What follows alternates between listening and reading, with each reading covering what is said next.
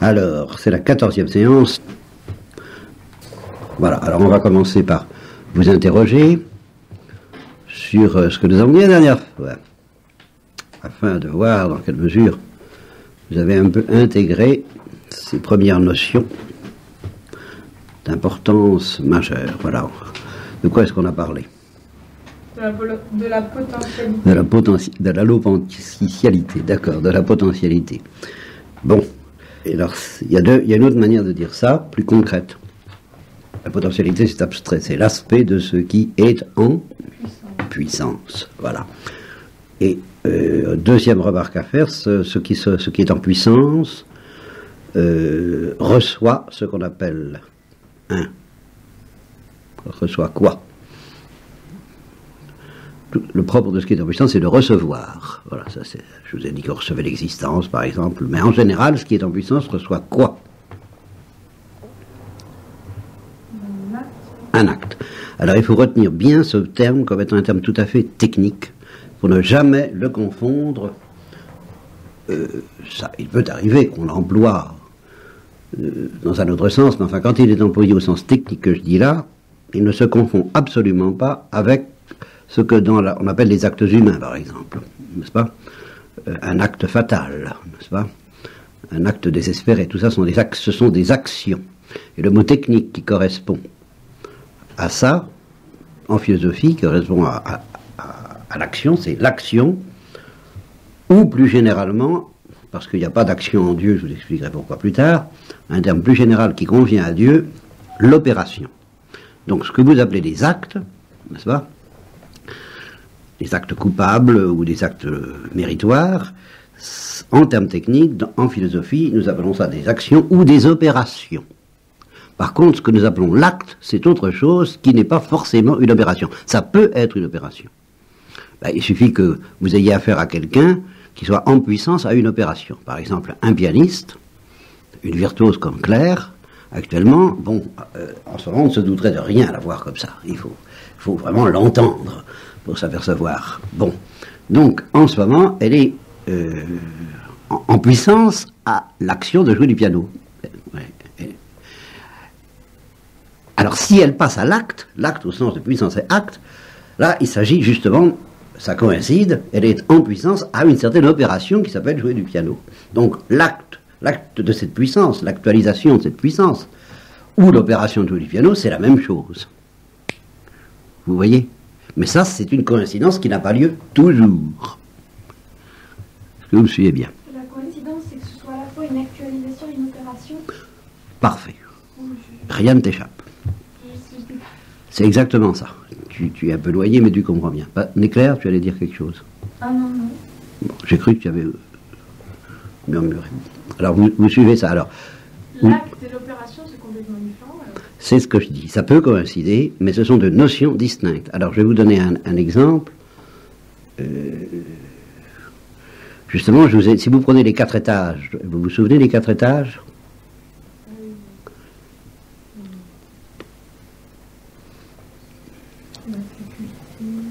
Oui, la faculté, c'est un des 4 étages, certainement. L'habitus, c'est un autre étage. C'est l'étage ultime. Il y a quelque chose en dessous alors de la faculté qui est capitale.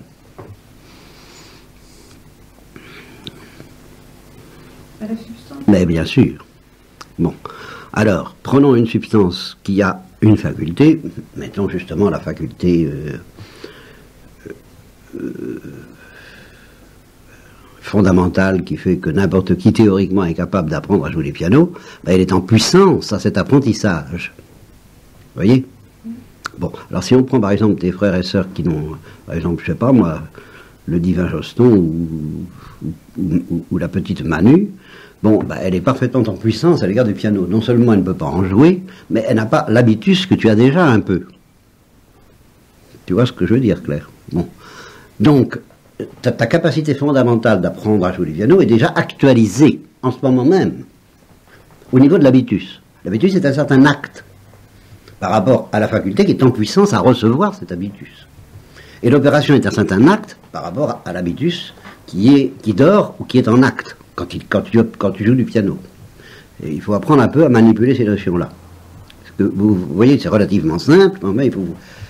Bon, alors, retenez donc cette notion puissance et acte, et alors, je vous ai dit, également, je vous ai dit quelque chose de fondamental au point de vue spirituel. Alors là, vous allez peut-être vous souvenir, qui est en relation avec cette doctrine de la potentialité, de la puissance et de l'acte. Vous avez dit qu'il fallait être humble pour la comprendre. Il faut être humble pour la comprendre, très bien. Même si on n'a pas compris, de façon philosophique, on l'a compris quand même. C'est ça, on peut la comprendre d'une manière spirituelle, du simple fait compris.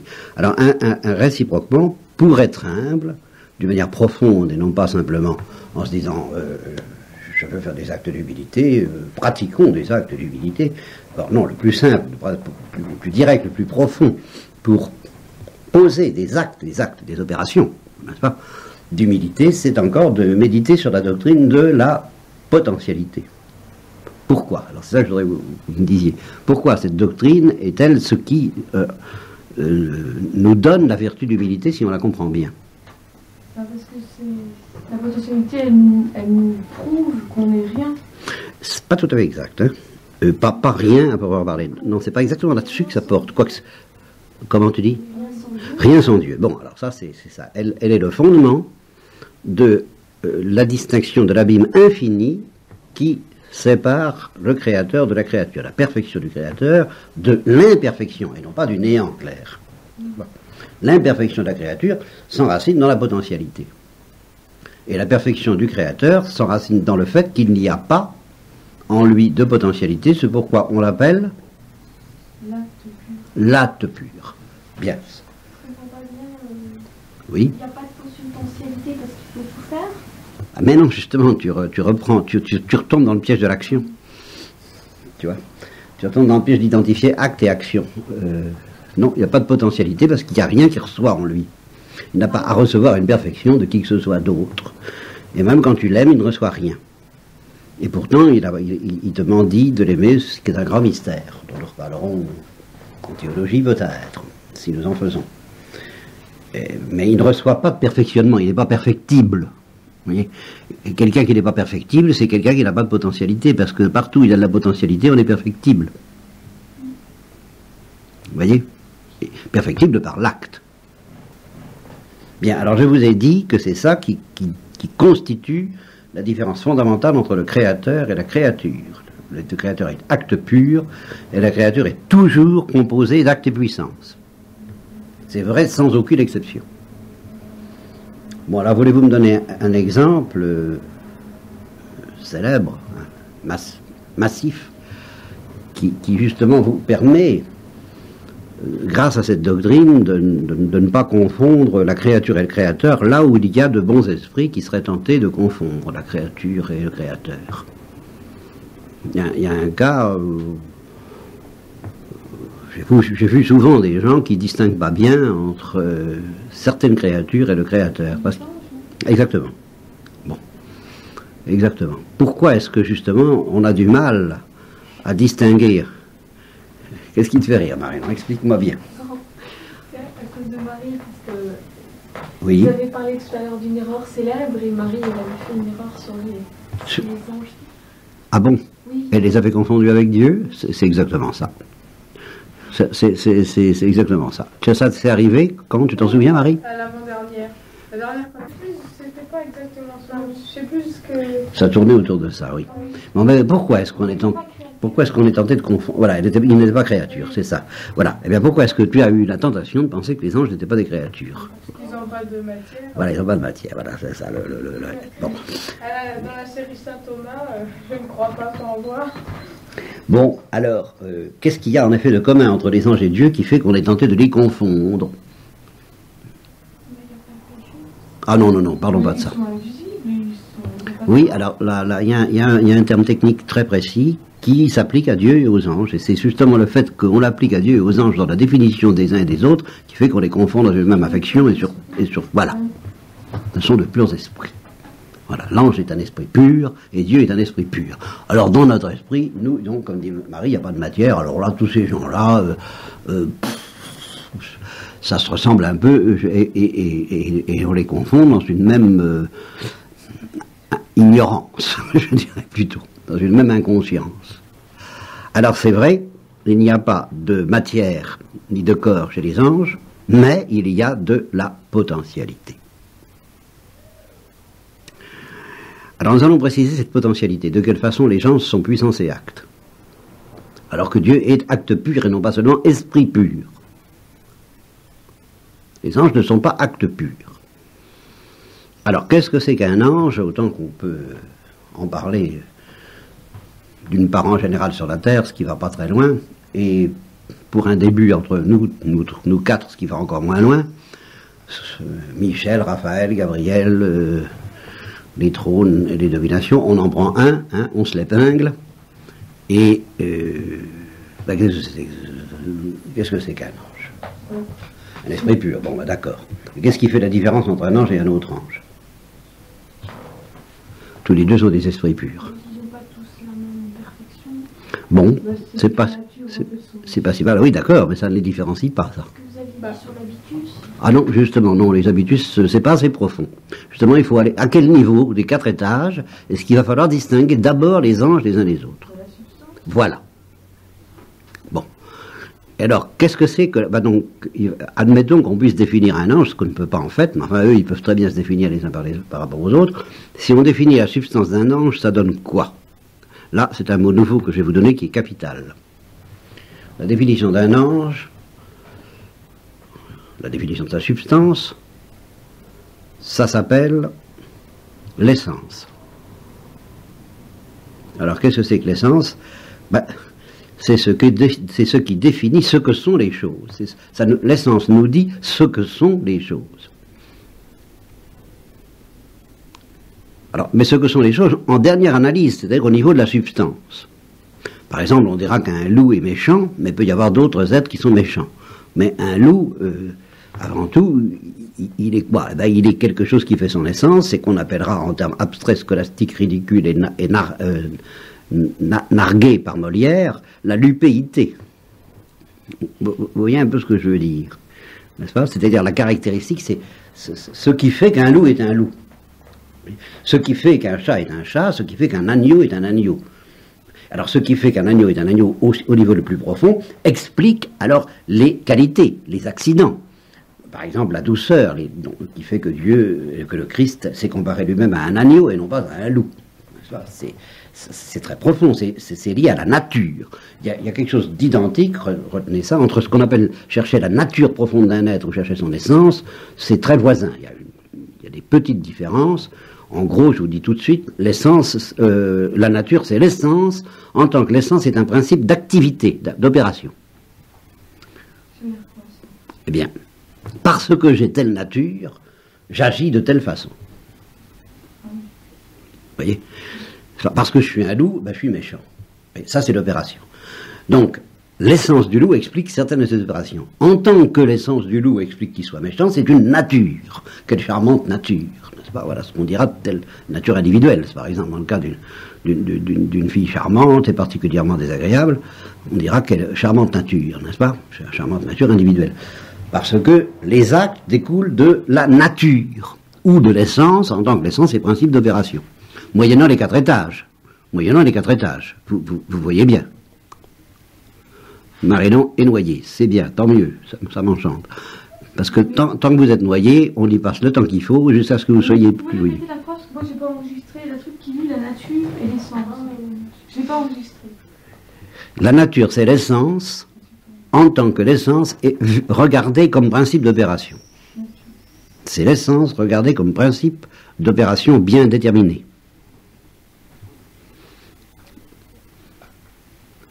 Tandis que l'essence, en elle-même, c'est ce qui fait qu'un être est tel ou tel. Mais au niveau le plus profond, au niveau de sa substance. Alors l'essence, c'est la lupéité, et la nature, c'est le fait qu'il est méchant. Non, c'est la lupéité en tant qu'elle est principe de méchanceté. C'est la même chose, c'est plus profond que ça. L'essence, la nature, c'est l'essence, mais en tant qu'elle est principe de toutes les opérations et de toutes les qualités plus ou moins charmantes ou désagréables de l'être considéré. Marie a l'air très perplexe. Si, j'écoute. Tu comprends, tu suis. Prendre de notes parce que je comprends plus rien. Ah oui, c'est difficile de prendre à la fois des notes et de comprendre. Il vaut mieux comprendre que de prendre des notes. Mais ce que tu peux faire, c'est de demander de répéter. Non, mais Ça entre. Oui, j'aime mieux que tu aies l'intuition de ce que je dis. Là, je viens de faire un bruit dans le micro, je m'en excuse, ça avec mon genou. Un bruit dans la table. J'aime mieux que tu aies l'intuition de ce que je dis que de prendre des notes, c'est vrai. Si tu suis, c'est le principal, si tu suis intuitivement. Bon, alors, maintenant nous prenons donc un ange qui a une certaine essence ou une certaine nature. C'est la même chose, sauf que la nature, c'est l'essence de l'ange en tant qu'elle explique pourquoi. Par exemple, évidemment, les trônes et les dominations, ou les... Vous avez entendu parler des cœurs des anges, quand même. Ah, les cœurs avec un H. Avec un H. Pas le Sacré-Cœur. Pas le Sacré-Cœur. Non, non. Les cœurs des anges. Vous savez combien il y en a dans la tradition, hein, dans la tradition juive et chrétienne. Il y en a 9. Hein, c'est comme les 9 muses. Alors je vais essayer de vous les réciter, tiens, histoire de s'amuser, mais je ne vous promets pas de les savoir. Les 9, oui, je vais essayer. Attendez, ciel, c'est le cas de dire. C'est-à-dire qu'il y a 3 hiérarchies, il y a les... ça va par 3. Il y a les chérubins, les séraphins, les trônes. Les chérubins, les séraphins, les trônes. Les trônes comme un trône, terre, haut, accent grave. Avec Accent circonflexe, pardon. Les chérubins, les séraphins, les trônes, les puissances, les dominations, et là il m'en manque un. Les puissances et les dominations, mais là il m'en manque un. Dans la préface d'autrefois à la messe, dans la vieille préface, il était question des puissances, des dominations, ce sont des cœurs angéliques, oui. Et puis les anges eux-mêmes, c'est une particularité. Les anges sont c'est une figure de style quand on prend la partie pour le tout, quoi. Quand on dit les anges, il y a un certain cœur angélique qui s'appelle les anges. Quelle est la figure de style qui correspond à ça, Marie, puisque prendre la partie pour le tout. Les anges, les archanges, et les principautés. Ah, bon, voilà un qui me revient encore. Les anges, les archanges et les principautés, donc il m'en manque un. C'est pas si mal, hein. Je suis très fier de moi. Les chérubins, les séraphins, les trônes, les puissances et dominations. Ils doivent pas être contents, ceux que j'ai oubliés, il faudra que je m'explique avec eux. Bon. Eh bien, qu'est-ce que j'étais en train de vous raconter, moi? Du fait que nature et essence, c'était presque pareil. Oui, alors, voilà, oui, ce que je voulais vous dire, oui, c'est ça. C'est que il y a des anges qui s'occupent de gouverner l'univers. Par exemple, nos anges gardiens. Bon, ils ont, dans la tradition chrétienne, hein, là je sors de la philo, mais enfin, je mets une pancarte mais qui peut aider à comprendre la philo. Nous sommes en philo, mais on a le droit de se balader de temps en temps dans la foi et dans la théologie. Alors, nous avons des anges gardiens. Les anges gardiens s'occupent de nous, donc ils s'occupent de l'univers. Il y a des anges il y a l'ange du Portugal, par exemple, pour les enfants de Fatima, il s'est révélé comme tel. Bon, il y a des anges qui gouvernent le cosmos en général, ou des planètes, ou le ping-pong des planètes, ou tout ce que vous voudrez.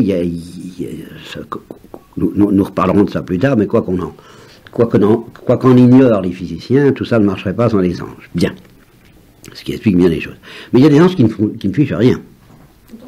Ils se tiennent devant le trône de Dieu, justement. Oui, ils sont contemplatifs. Voilà, c'est ça, ils chantent. Bien. Eh bien, donc ils n'ont pas les mêmes opérations, vous voyez.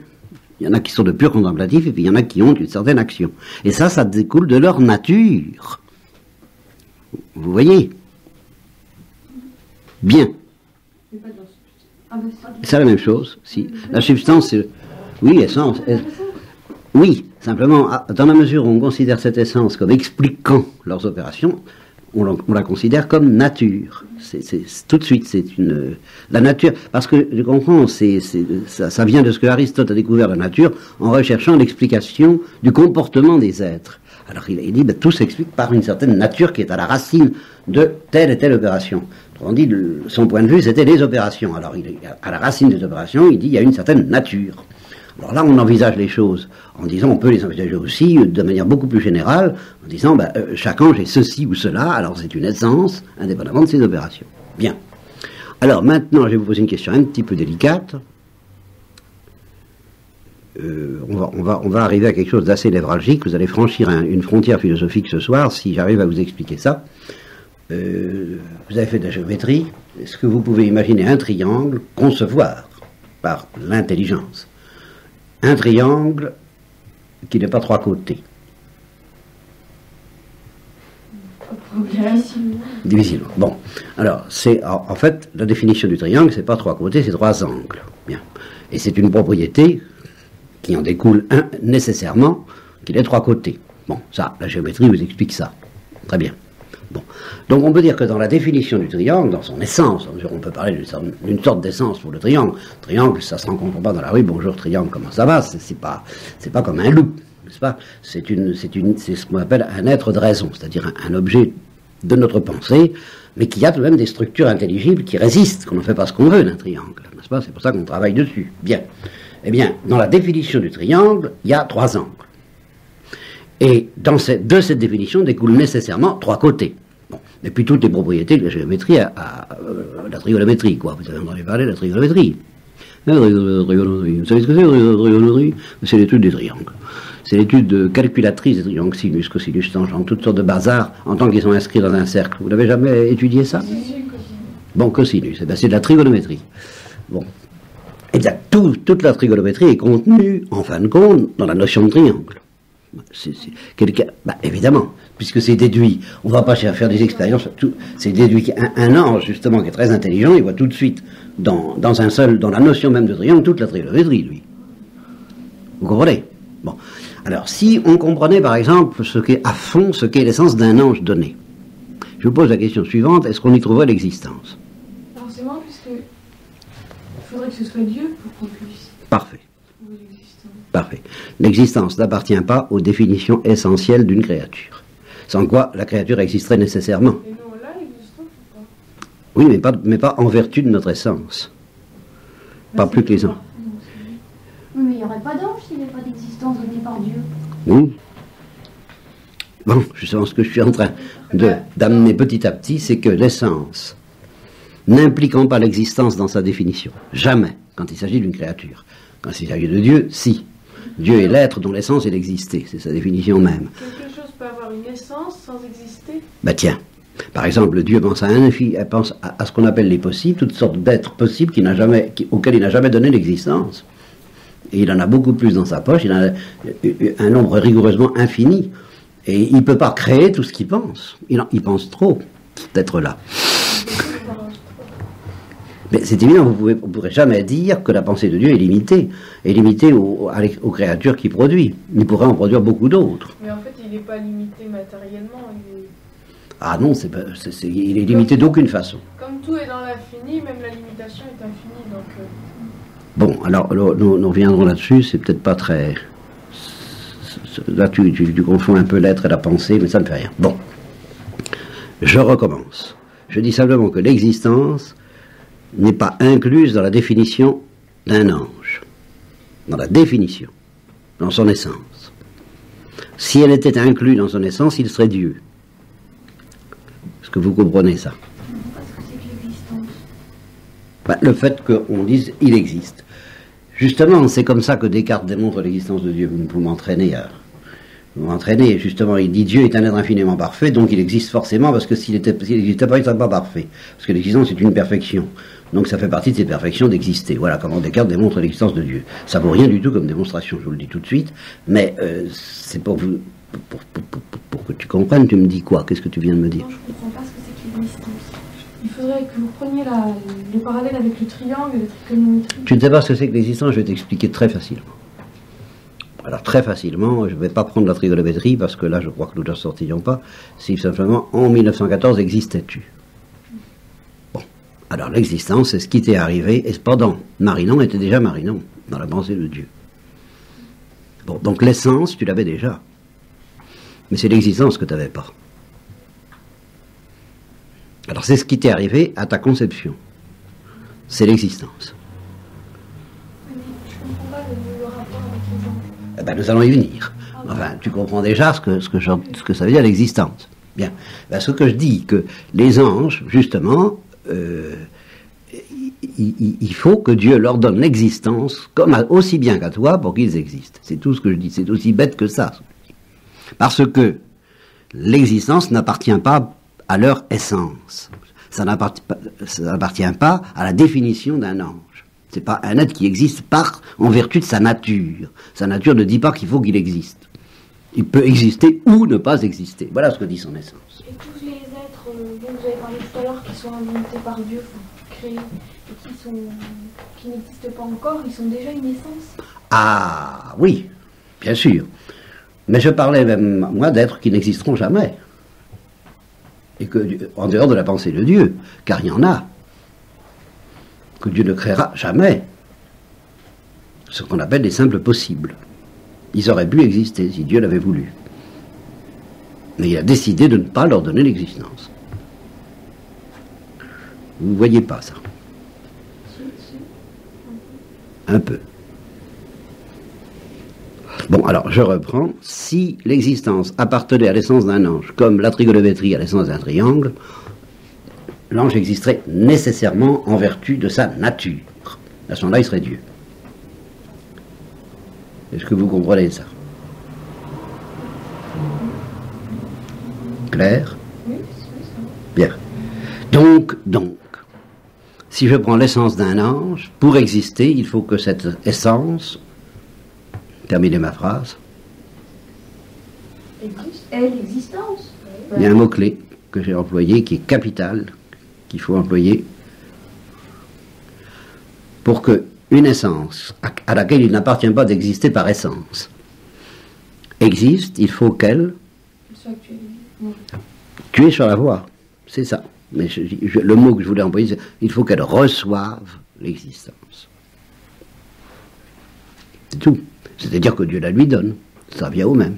Car si elle la reçoit de quelqu'un qui possède l'existence et qui peut la donner. Par conséquent, l'essence des anges est en puissance à l'existence. Voilà à quoi je voulais arriver. J'ai fait tout ce discours dans lequel nous bafouillons consciencieusement depuis un quart d'heure, c'était pour arriver à cette formule. L'essence des anges est en puissance à l'existence. Et l'existence des anges est donc l'actualité, l'acte de la substance angélique. Et des hommes aussi, bien sûr. Pour les hommes, c'est encore plus compliqué. C'est ça, nous verrons peut-être ça la prochaine fois seulement, parce que je vois qu'aujourd'hui, vous avez votre compte. Non, mais un ange, il existe ou pas? Ah ben, qu'est-ce que tu en penses? Je ne sais pas, parce que vous dites qu'il est en puissance à l'existence. Mais oui, et alors ça va me permettre de préciser quelque... Ben non, ça me permet de préciser quelque chose que vous... Ah, voilà. Je suis enchanté de ce que tu dis là. Parce que tu tombes dans l'illusion classique des débutants. Ben alors là, il est capital d'en sortir. Là aussi, vous allez franchir une frontière. Si vous comprenez bien ça, ce n'est pas parce qu'une puissance reçoit l'actualité qu'elle cesse d'exister comme puissance. On est en puissance Même quand on est actualisé. On est une puissance actualisée, mais on est toujours une puissance. Quand on joue du piano ou... Eh bien, on est quelqu'un qui peut jouer du piano et qui en joue. Bah oui, parce que si on n'avait plus la puissance, on ne pourrait pas. Ben oui. On n'est pas l'acte pur, on n'est pas le pianiste, on n'est pas acte de jouer du piano, on est un être humain capable de jouer du piano et qui actualise sa puissance pendant 5 minutes ou 2 heures, et puis qui cesse de l'actualiser après. La puissance est toujours là, simplement elle est actualisée. Et quand tu cesses de jouer du piano, elle n'est plus actualisée, mais elle est toujours là. Et quand un ange existe, eh bien, il reste en puissance à l'existence, mais une puissance actualisée pour toujours. D'accord.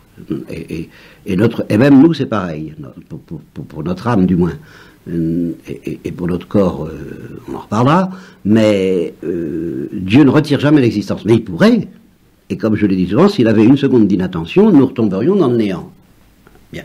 Donc, cette potentialité perdrait l'existence, et alors elle n'existerait plus, elle redeviendrait un peu possible dans la pensée de Dieu. Conclusion. Donc, tout ange est une essence qui a reçu l'existence de la part de Dieu. Donc, l'essence joue le rôle de puissance à l'égard de cet acte privilégié qui s'appelle l'existence. Même une fois qu'il existe, Marie. Tu comprends? Je dirais même surtout une fois qu'il existe. Car plus tard, je t'expliquerai que la puissance, même comme puissance, n'existe pas avant de l'actualiser. Alors, c'est par l'existence, justement. La puissance. l'essence, la puissance, même comme puissance, n'existe pas avant d'être actualisée par l'existence, évidemment. Seulement, elle existe comme puissance et non pas comme acte, comme existence. Elle existe comme sujet de l'existence. Ça veut dire qu'à partir du moment où on existe, on est en puissance. Actualisée à exister. Mais avant d'exister, il n'y a pas de puissance. On n'est rien du tout qu'un objet de pensée. On est un objet de pensée pour Dieu, comme les triangles sont un objet de pensée pour notre esprit. Alors on n'est pas en puissance parce que la puissance n'existe pas. On n'est même pas en puissance d'exister. On n'est même pas en puissance d'exister. La puissance n'existe qu'au moment où elle reçoit l'acte qui consiste à exister. Simplement, ça veut dire que les créatures, au moment où Dieu lance une créature dans l'existence, ce n'est pas un être simple comme Dieu. C'est ça toute l'idée que je veux vous mettre dans la tête. C'est toujours un être composé d'actes et puissances. Et dans le cas des anges, la puissance, c'est l'essence, qui est très belle d'ailleurs, bien supérieure à la nôtre, mais qui est très pauvre, parce qu'elle n'existe pas par elle-même. Il faut qu'elle reçoive l'exister de par l'action créatrice de Dieu. Vous avez dit la puissance existe quand elle reçoit l'existence. Laissez. Et alors elle existe comme recevant l'existence, et non pas comme possédant l'existence, ni comme étant l'existence. Dieu est l'existence. Les anges ont l'existence, parce qu'ils la reçoivent. Ah non, on a toujours vu. Qu'est-ce que tu dis, Marine? Non, vous dites que quand vous parlez de les anges, ils ont la puissance. Non, ils sont puissance et ils ont l'existence. Ils ne sont pas l'existence. Ils sont puissance, ils sont une essence en puissance à exister. Ils sont leur essence. Alors ça, ils sont parfaitement leur essence. Cette essence est en puissance à exister et ils ont l'existence. Ils la reçoivent perpétuellement. Mais ils ne sont pas leur propre existence. C'est ça qu'ils la reçoivent. Dieu seul est son existence.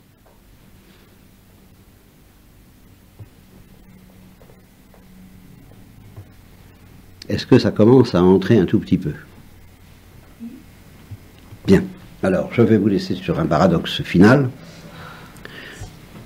Parce que, oui, merci, dit Marie. Non, c'est assez. J'en peux plus. Ah bah, vous... Ah bon. Je vais vous laisser sur un paradoxe final, c'est que justement, la différence entre les anges et nous, c'est que nous sommes... Les anges sont en puissance à l'existence, mais nous ne sommes pas seulement en puissance à l'existence, nous sommes même en puissance à notre essence. C'est pour ça que nous sommes en puissance à 2 étages. Oui, ben ça, je te l'expliquerai. En ce sens que l'essence des anges est simple. Elle n'est pas composée d'actes et puissances, elle. L'essence, elle est en puissance à l'existence, mais en elle-même, elle est simple. C'est une essence, c'est un pur esprit. Tandis que notre essence à nous n'est pas simple. Elle est composée d'une âme et d'un corps, de matière et de forme, d'une manière plus générale. C'est-à-dire que même à l'intérieur de notre essence ou de notre nature, nous allons retrouver le couple acte et puissance. Que nous ne retrouverons pas dans les anges. Vous voyez, voilà la différence. Dans les anges, il n'y a pas le couple acte et puissance au niveau de l'essence. Il n'y a de composition entre acte et puissance que entre l'essence et l'existence. Mais au niveau de l'essence, elle est simple, l'essence des anges. Tandis que nous, il y a 2 étages où on trouve acte et puissance.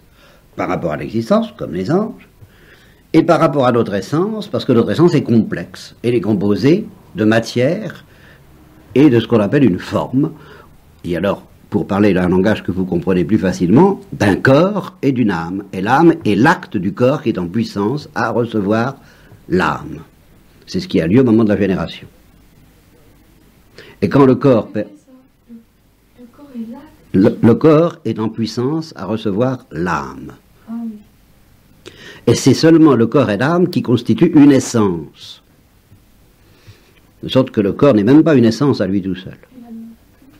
Et l'âme non plus. Pas à elle toute seule. Non.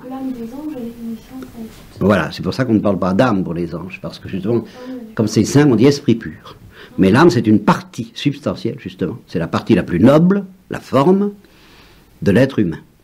Tandis que le corps, c'est la partie la plus vile, si vous voulez, la matière, de la même essence humaine.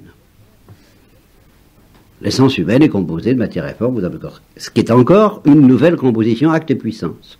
Alors, là, nous allons découvrir quelque chose d'absolument nouveau, et je vais vous laisser là-dessus. Je vous ai parlé la dernière fois de l'acte pur, avec les êtres humains et les animaux, et le monde physique. Nous allons découvrir quelque chose d'autre dont nous n'allons pas parler du tout, et qui est aux antipodes de l'acte pur, à savoir la puissance pure. À savoir que la matière est une pure puissance. Elle n'est que potentialité. Mais elle existe. Alors ça devient... Et elle peut être actualisée? Elle est actualisée à condition de recevoir une forme qui lui fait être ceci ou cela. Mais par elle-même, la matière n'est rien du tout. Elle n'est ni ceci ni cela. Elle est ce que la forme lui donne d'être. Elle est donc pure puissance à être n'importe quoi. Un singe, de la poussière, elle peut devenir tout, y compris un homme. Mais la matière... La matière. Elle est pas égale partout. À cause des formes. Elle n'est pas égale non plus, elle n'est rien du tout. Elle n'est rien en elle-même. Mais c'est pas du pur néant. Elle n'est rien, mais elle est capacité de devenir quelque chose. Alors là, je me laisse entraîner parce que je voulais pas vous en dire si vite, mais vous êtes obligé d'admettre ça pour expliquer que un corps devienne un autre corps. Il faut bien, pour expliquer le changement, qu'il y ait quelque chose qui traverse les différentes formes et qui s'appelle justement la matière. C'est ça, c'est le changement, et en particulier le changement substantiel, la naissance et la mort, qui oblige à distinguer matière et forme et à découvrir que la matière est en pure puissance à toutes les formes. Voilà, je crois que vous avez votre dose. Hein. Oui. Il y a un truc, pour l'essence de l'homme, oui. Le corps, il disparaît. Qu'est-ce que tu veux dire? Il disparaît. À la mort. Ah, à la mort, oui, à la mort, oui. Donc, il reste plus que l'âme. Oui, non, mais attention. Oui, justement, j'aime mieux envisager la mort du côté du corps. À la mort, le corps perd sa forme humaine. Il cesse d'être humain. Il reçoit d'autres formes multiples qui sont les fruits de la corruption. Tu comprends? Il change de forme. Et c'est ça le mystère de la corruption. C'est la perte d'une forme noble, et puis il reçoit d'autres formes moins nobles. Il existe encore, mais sous d'autres formes. Si tu coupes, si on t'arrache une dent, cette dent cesse d'être humaine. Sitôt qu'on l'a enlevée. Il faut bien qu'elle soit quelque chose. Elle est de la chimie. C'est plus de l'homme. Tandis que tant qu'on t'a pas arraché la dent, elle fait partie de ton corps, donc de ton être humain, et elle appartient à ton âme comme quelque chose qui fait insubstantiellement avec ton âme. C'est ce qu'on appelle le composé humain. Alors, l'âme, c'est une autre histoire. L'âme humaine, c'est une autre histoire. Elle subsiste. Ça, c'est autre chose. Alors, par exemple, il y a des gens à qui on met des roches dans le corps pour que ça donne qu'est-ce que c'est? Alors, de deux choses l'une. Ou bien, ça fait comme la nourriture, c'est-à-dire c'est assimilé par le corps. Alors, le corps en fait une partie de lui-même. Ça cesse d'être ceci. Je bois un verre d'eau, ce verre d'eau va devenir moi-même. Je prends de la salade ou de la viande, ça cesse d'être... le métabolisme fait qu'à un moment donné, ça devient du sang. Ça enrichit mon sang, et alors à ce moment-là, il y a une transformation substantielle. Cette viande est corrompue quant à la forme qu'elle avait, et elle reçoit une autre forme qui est la mienne. Alors tant qu'il n'y a pas eu de rejet, elle est... Voilà, alors si c'est rejeté, alors là, évidemment, c'est pas assimilé, et c'est pas humain. Pardon? Même quand c'est une roche qui a un bout de fer. Ah, tout ce que tu voudras, tu peux avoir tout ce que tu voudras aussi intimement en toi, si tu ne l'assimiles pas, c'est pas toi. Et c'est pareil pour un rein et pour une broche, du moment qu'on a... Ah, s'il y a un rejet, ça ne t'appartient pas. Oui, mais un rein qu'on se fait greffer de quelqu'un d'autre. Si. Il y a des rejets. Oui, mais si c'est pas rejeté, c'est pareil que si c'était un bout de fer. Enfin, Attention, il s'agit de savoir si c'est réglé par ce qu'on appelle le métabolisme de ton corps. Si c'est réglé, si ça dépend dans son fonctionnement, dans son être, dans sa subsistance de ton corps, alors c'est une partie de ton corps.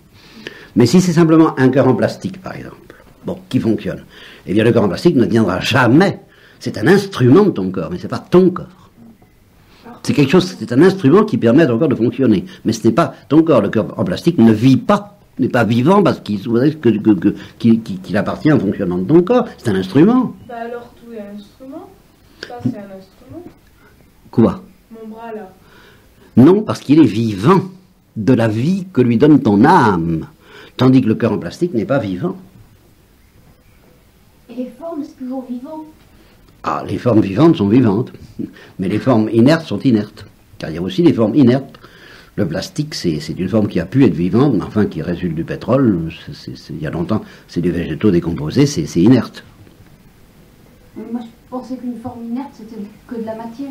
Eh bien oui, si tu veux, en un sens, on peut dire que le plastique n'est que de la matière, mais de la matière qui est taillée de façon à pouvoir être utilisée par le vivant, comme une jambe artificielle. Une jambe artificielle, c'est pas ton corps. Une jambe de bois, c'est pas ton corps. Un cœur en plastique ou une jambe de bois, c'est pareil, Marie. Bah alors d'accord, mais alors d'accord.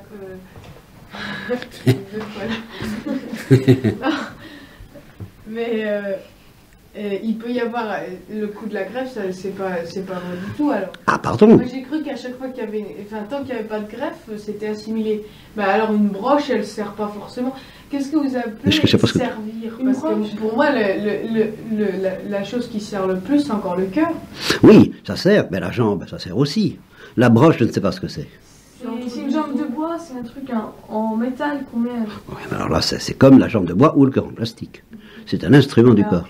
Mais tandis que ce qu'on se fait d'une greffe, c'est si on te transporte le rein d'un être vivant, qu'on le met dans ton corps et que ton corps l'accepte. Et tant qu'il l'accepte, alors c'est ton... Ah, mais ça doit être vivant, on ne peut pas mélanger... Ah, ben, il faut ou tu trouverais que ça soit rendu vivant par ton corps, à supposer oui, que... alors si on mettait le cœur de quelqu'un d'autre, ça marcherait. Ah ben oui, alors là, ça deviendrait vraiment ton cœur. À supposer que ton corps l'accepte, ça serait une partie de ton corps, comme de la nutrition. Quand tu prends un aliment, tu t'assimiles. C'est ça le mystère de l'assimilation substantielle. Tu vois, c'est ça, Marie. C'est que y a-t-il assimilation substantielle ou pas? Dans le cas de la greffe d'un cœur vivant ou d'un rein, il y a assimilation substantielle. C'est une assimilation qui ne détruit pas le rein, à la différence de ce qui se passe pour la nutrition. Mais c'est une assimilation dans les deux cas, à savoir qu'il appartient, il est réglé par le métabolisme de ton corps, il vit de la vie de ton corps et non plus de la vie de l'autre. Une transfusion de sang, aussi bête que ça, une transfusion de sang, je prends du sang à un donneur. Bon, ben, une fois qu'il est pris au donneur, c'est plus du sang humain. C'est un composé chimique qui est tout près de se décomposer. Vite, je te l'injecte, tu l'assimiles comme de la nourriture. Et ça devient, dès que ça rencontre le corps qui l'assimile, c'est le mystère de l'assimilation. Et à chaque fois que tu manges, c'est ce qui se produit. Ça devient humain. Ah ben oui, parce que tu le fais humain, tu le rends humain, tu le transformes, tu le corromps en tant qu'il était ce qu'il était, et tu le fais naître à ta propre vie.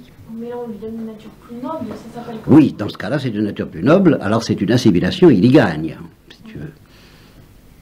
Tandis que quand le corps se décompose, il y perd. Alors, le sang, il peut être par moment humain, et puis plus humain. Par moment, rien du tout, il peut être humain chez toi, puis ton sang, s'il m'est donné, va devenir mon sang, et entre deux, ce n'est pas du sang, si ce n'est, en un sens, ce n'est pas une partie de l'homme. Imaginons que ce soit possible. Ça y est, qu'est-ce qu'elle va nous inventer? Par exemple, du sang humain, on pouvait le transfuser à un animal. Il passerait de l'humain. Ah bah c'est évident, mais c'est très bien sûr. Ça deviendrait du sang animal, ça serait une partie substantielle de l'animal. Et inversement... Alors l'existence de cœur de gorille, si ça avait été accepté par un homme... Bah, tout ça, mais oui, parce que ce serait un phénomène analogue à la nourriture. Remettez-vous toujours ça dans la tête. La nourriture, c'est la preuve que vous pouvez très bien prendre du végétal et en faire de l'homme. C'est d'ailleurs tout le paradoxe le paradoxe spirituel. Un de mes amis disait je suis comme une herbe qui voudrait devenir, grâce à l'évolutionnisme, à l'évolution des espèces, qui voudrait grandir, évoluer jusqu'à devenir mouton, n'est-ce pas? C'est-à-dire passer de la vie assez misérable des végétaux à la vie beaucoup plus noble des animaux. Je voudrais évoluer intensément, mais je n'ai qu'à me laisser manger par le mouton, et en 2 heures, je deviendrai mouton. Vous voyez, c'est exactement ça. Nous, on peut devenir Dieu de cette façon. Et c'est de cette façon qu'on devient Dieu, c'est en se laissant manger par l'Eucharistie. Alors ça, c'est... Mais c'est ça, en fin de compte. La vie est assimilatrice. Bon alors, Pascal a tendance à penser que seuls les vivants sont matière et forme et que les corps inertes ne sont pas matière et forme. Hein. Mais justement, si tu prends une branche d'un arbre, bon, tant qu'elle est branche de cet arbre, elle est matière et forme. Oui, je comprends, il y a la sève à l'intérieur. Bien, si je la coupe, elle perd la forme de l'arbre. Mais pour exister, il faut qu'elle en reçoive une autre. C'est ça qui qui est une forme chimique. Simplement, la différence qui est extrêmement crucifiante pour les philosophes que nous sommes, c'est qu'on arrive encore à s'y repérer à peu près, et très mal, comme je vous l'expliquerai, pour distinguer les formes des vivants. On distingue à peu près un individu vivant d'un autre. Mais alors, quand il s'agit de la matière inerte, où est la substance individuelle dans la matière inerte? Alors là, personne ne le sait. Et alors moins que jamais. Autrefois, on pensait que c'était les atomes. Alors maintenant, on est complètement paumé. On ne sait plus du tout où est-ce qu'il y a des substances individuelles. Ça, je vous expliquerai ça plus tard. Mélangeons pas tout. Mais il y a quelque part des substances, ou une substance individuelle, au moins une, car il faut bien qu'un être vivant qui perd la forme du vivant en soit une autre, parce qu'il ne tombe pas dans le néant. Cette branche que je coupe et que je brûle, mettons, eh bien, ce n'est pas du néant. Donc c'est matière et forme. Car tout ce qui n'est pas du néant et qui est corps est forcément matière et forme. Qu'est-ce que ce serait que ces corps qui ne seraient pas matière et forme et qui ne seraient pas du néant? Ce serait de la matière pure, alors. Moi, je pensais que ça, c'était de la matière pure. Eh bien non, la matière pure n'existe pas parce que si elle n'est pas... il faut que tout ce qui existe soit quelque chose. Et la matière pure n'est pas quelque chose. Elle n'est ni ceci ni cela. C'est la pure puissance. C'est justement ça que je vous ai dit, que c'est la notion difficile par excellence. C'est la plus difficile de tout au point de vue philosophique, bien plus difficile que l'acte pur. Ah, c'est la pure puissance parce que... Voilà. Faut qu'elle soit d'être ceci ou cela. Et elle ne peut pas le tenir d'elle-même. Alors, elle reçoit tel ou tel acte, et il y a forcément d'autres actes que les actes vivants, d'autres formes que les formes vivantes. Seulement, nous ne savons pas lesquelles. Alors, pas du tout. Avec les physiciens actuels et sur les particules, alors, quelle est la forme d'une particule? J'en sais rien du tout. Ce que vous disiez tout à l'heure sur la composition, on croyait que c'était les atomes, c'est les physiciens qui disent qu'il y a je ne sais plus combien de composants et que tout est fait à partir de ces mêmes trucs. C'est ça. Alors là, nous en reparlerons. Une pure forme, alors qu'en fait, c'est pas vrai. Nous en reparlerons parce que je vous ai déjà... Est-ce que je vous ai parlé déjà de la maison et du vivant? Les fenêtres? Oui, tout ça. Enfin, non, une maison, le couteau de ma grand-mère, tout ça que je vous ai... Non. Ah, c'est avec qui on parlait de l'unité d'une maison. Une automobile, par exemple. Est-ce que, vous devez bien vous douter qu'une automobile, au point de vue de l'existence, ne résiste pas comme un être vivant. Un être vivant se défend contre la destruction. Il se défend plus ou moins bien, il ne se défend pas jusqu'au bout, mais il se défend contre la mort. Il essaie de persister. Et c'est justement pour ça qu'il a des opérations à cet effet. Il se nourrit, il s'agrandit, il se protège contre les poisons, enfin, il défend son beefsteak, si j'ose dire, n'est-ce pas? Bon, une automobile ne le défend pas. Par conséquent, les philosophes thomistes diront que l'unité des différentes parties d'un vivant est substantielle, parce que l'ensemble fait une seule substance. L'unité des différentes parties d'une automobile n'est pas substantielle. C'est un agrès, c'est une agglomération, c'est un aggloméré, c'est une composition, ce qu'on appelle un artefact. C'est une composition. Et ces artefacts, on enlève une roue, l'automobile ne se défend pas. Ça se décompose. Il n'y a pas d'unité substantielle qui définisse ce que c'est qu'une automobile. Il n'y a pas d'essence de l'automobile. Il n'y a pas de nature de l'automobile. C'est un artefact. Est-ce que L'unité, c'est ce qui permet de se défendre. Non. L'unité, c'est ce qui fait qu'une chose est une. Bon, eh bien, l'automobile n'est pas substantiellement une. Tandis que le fait que le vivant se défend nous donne à découvrir par ces opérations qu'il est substantiellement un. Ça, vous voyez cette différence entre le vivant. Et c'est pour ça que, d'où la plaisanterie du couteau de ma grand-mère, c'est le père Duroux qui disait ça, un dominicain. Voilà le couteau de ma grand-mère, j'y tiens beaucoup. J'y tiens beaucoup parce que c'est le couteau de ma grand-mère. J'ai changé 3 fois la lame et 2 fois de manche, mais j'y tiens beaucoup parce que c'est le couteau de ma grand-mère. Bon, alors il est évident que ce n'est plus le couteau de la grand-mère parce que justement, le couteau de la grand-mère n'a pas d'unité substantielle. Alors si je peux très bien changer toutes les parties puis dire c'est le couteau de ma grand-mère. Si je renouvelle toutes les parties d'une voiture, je dis c'est ma voiture d'il y a 20 ans. Ce n'est plus elle. Tandis que si mon corps renouvelle toutes ses cellules, c'est toujours mon corps parce qu'il garde sa forme substantielle. Tandis que la voiture n'a pas de forme substantielle une. Elle a une multiplicité de formes substantielles qui sont les différentes parties de la voiture. Articulées entre elles selon une unité qu'on appelle une unité par accident, une unité accidentelle et non pas une unité substantielle. Alors qu'une voiture, elle n'a pas de forme. Ben, elle en a plusieurs, mais l'unité de ces formes est accidentelle. Elle n'est pas substantielle, l'unité des différentes parties de la voiture. Retiens bien ça parce que je vais vous amener une bombe après ça. Je suis en train de vous préparer une bombe. Parce que vous allez être armé définitivement contre tous les gens, tous les physiciens qui veulent tout expliquer par la combinaison des atomes. Ça n'a l'air de rien, mais c'est tout de même intéressant. Hein? Bon. Mais pour le moment, je veux que vous compreniez bien qu'une voiture n'a pas d'unité substantielle. C'est tout ce que je vous demande. Si on change les yeux, les cheveux, le nez de quelqu'un... Ben, c'est ta forme qui maintient l'unité. Ah ouais. Même s'il change de couleur d'yeux, de taille, de... Ça n'a pas d'importance. La forme substantielle maintient l'unité. Alors tout ce qui a une âme a une unité substantielle. Ah, ça c'est sûr. Et tout ce qui n'en a pas... Alors c'est plus... Non, tout ce qui n'en a pas a une unité naturelle, mais qui est bien plus difficile à percevoir. Mais c'est une unité élémentaire, ce qu'on appelle les éléments. Mais si on combine des éléments entre eux comme une machine, alors là, il n'y a pas d'unité substantielle, il y a l'unité d'un composé qui est accidentellement unifié par l'homme. Ça, vous voyez tout de même à peu près, une maison, c'est ça l'unité. L'unité d'une maison, l'unité d'une ville, l'unité d'une voiture, l'unité d'un avion, c'est pas une unité substantielle. Bien, alors, quand les physiciens s'amènent, et qui disent que tout se réduit à des combinaisons d'atomes, les physiciens disent en somme que nous sommes des automobiles. Mais exactement, c'est-à-dire que notre unité est accidentelle. Parce qu'ils n'ont pas vu qu'il y a une forme substantielle, parce que c'est pas leur job, ils sont pas philosophes, et c'est le drame de la science moderne, c'est qu'il n'y a pas de philosophie. Voilà. Alors c'est pour ça qu'on peut tuer un fœtus. Ah bah par exemple, alors c'est vrai, bah oui. Ils savent plus ce que c'est que la vie. Enfin, Non, ils ne savent plus ce que c'est que rien. Tout en sachant beaucoup de choses. Mais philosophiquement, ils ne voient plus rien. Ni la vie, ni l'être. Ni l'être substantiel, parce que je maintiens qu'il y a quand même des unités substantielles non vivantes. Mais c'est très difficile de savoir lesquelles. C'est très mystérieux, ça c'est vrai. Mais il faut bien qu'un corps qui était vivant et qui cesse d'être vivant soit encore quelque chose. Et je ne sais pas quoi. Mais il ne peut pas être un simple agrégat, parce que s'il est agrégat, il est agrégat de plusieurs choses entre elles. Et alors ces choses, qu'est-ce qu'elles sont ?